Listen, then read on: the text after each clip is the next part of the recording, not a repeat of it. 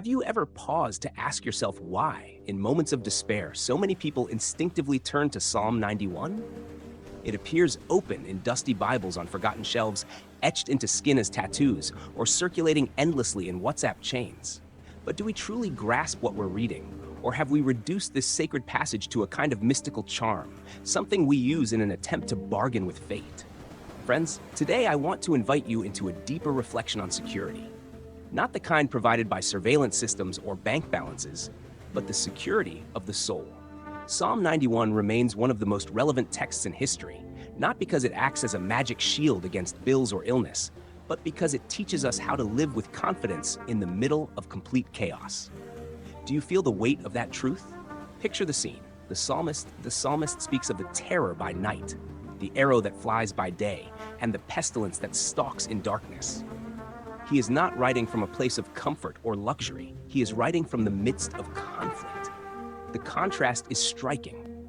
While everything around seems to be falling apart, there is someone who chooses to dwell in the secret place of the Most High. But let's be honest and discerning. A modern distortion has turned Psalm 91 into a promise of immunity from suffering.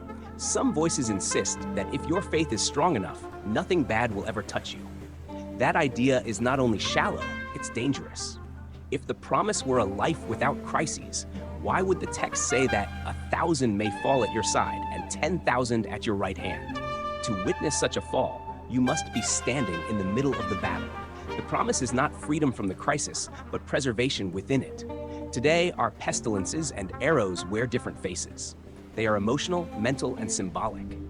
The arrow that flies by day is now the smartphone notification that ignites anxiety. The terror by night is the sleeplessness fueled by fear of unemployment or the pressure to measure up on social media.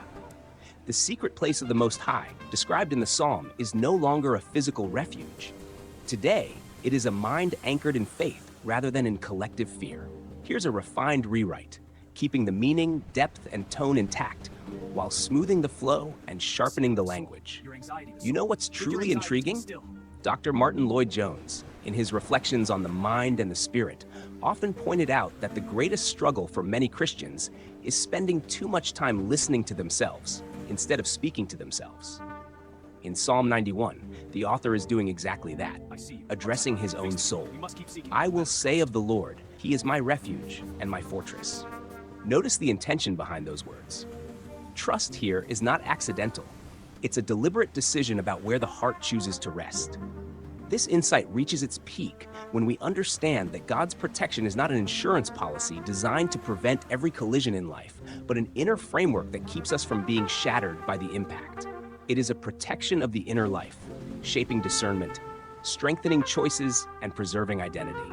To live Psalm 91 today is to pass through hardship without surrendering your peace, and without forgetting who you truly are. The deeper revelation is that the secret place is open to everyone, yet only a few choose to truly remain there.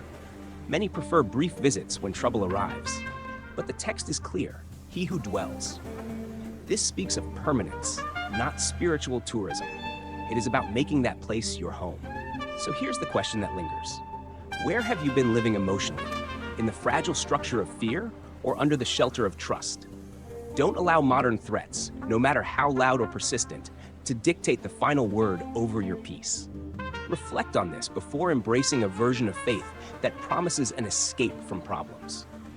Genuine faith is the kind that holds you steady when you are standing in the center of the storm. And if these words brought clarity or comfort to you, share them with someone who needs to exchange fear for peace today. Until next time.